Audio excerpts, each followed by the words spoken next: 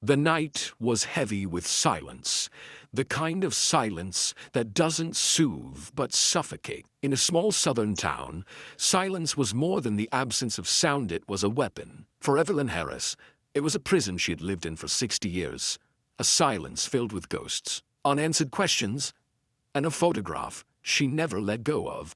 That photograph was of her brother, Isaiah, a young man in a suit too formal for his youth. A man of ambition, pride, and dignity. Isaiah had vanished one summer night, dragged from the life he was building into the shadows of men who feared him for daring to demand equality. The town's sheriff claimed Isaiah had run away.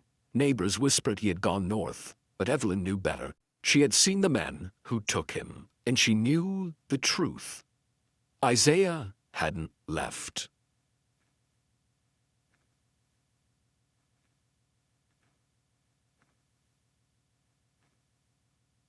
He had been silenced. On a stormy evening decades later, Evelyn sat by her window, staring into the rain when a knock broke the silence she had carried for so long. At her door stood a young man named Daniel, tall, sharp-featured, and strikingly familiar. He introduced himself as Isaiah's grandson. His grandmother, Isaiah's lover, long forgotten by the town, had told him stories of the man who never returned. Before she died, she pressed a locket into his hand and whispered, "Find Evelyn. She holds the rest." For Evelyn, the sight of Daniel was like seeing Isaiah's spirit reborn. The resemblance was undeniable. With hesitant hands, she invited him in, and when Danielle asked the question she had buried deep, what really happened to him, Evelyn knew the time for silence had ended. She told him everything, how Isaiah had been bold, restless, unwilling to bow his head in a world that demanded obedience.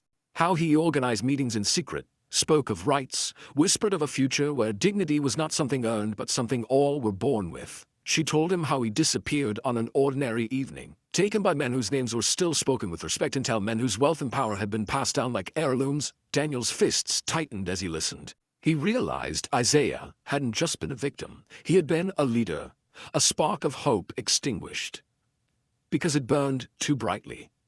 But Daniel wanted proof. He searched the courthouse archives, where Isaiah's name had been scrubbed from every record. Yet buried in an old ledger, he found a single page from a notebook Isaiah's handwriting, listing names of men who had joined him in secret meetings. Isaiah had been building something bigger than himself, and that made him dangerous. At the archives, Daniel was approached by an older man, Samuel Price, a former teacher. Samuel recognized him instantly.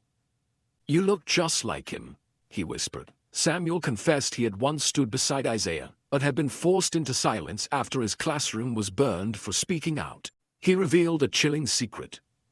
The men who took Isaiah had dragged him to a barren field by the river. "That's where you'll find him," Samuel said. Daniel returned to Evelyn with the news, and together they drove to the cursed field under the cover of night. The land was cracked and lifeless, the air thick with unease. On his knees, Daniel dug into the earth with his bare hands until he unearthed fragments of bone. His chest tightened with grief and rage. Evelyn knelt beside him, pressing her palm to the soil.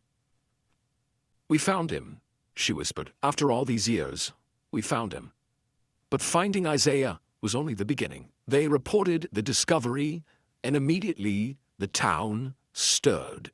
Officials dismissed it, claiming the bones were too old, too unclear. Yet whispers began to ripple through the community, stirring memories that had been buried alongside Isaiah. At a community meeting, Daniel stood before a packed hall-outers with tired eyes, young people eager for truth, and even descendants of the men Evelyn had named. Evelyn sat in the front row, her gaze unflinching.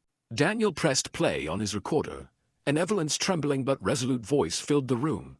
She named the men. She told the story. She broke the silence. The hall grew tense. People shifted, whispered, some in shock, others in anger. And then the recorder crackled. The static twisted into something faint but unmistakable. A man's voice. It was cracked, distant, and chillingly clear. "Tell them," it whispered. "Tell them I'm still here." The room froze. Gasps erupted. For one unexplainable moment, Isaiah himself seemed to return, not just in words, but in presence. Daniel steadied his voice. That was my grandfather. That was Isaiah Harris. They tried to erase him, but he will not be erased. His story lives in us.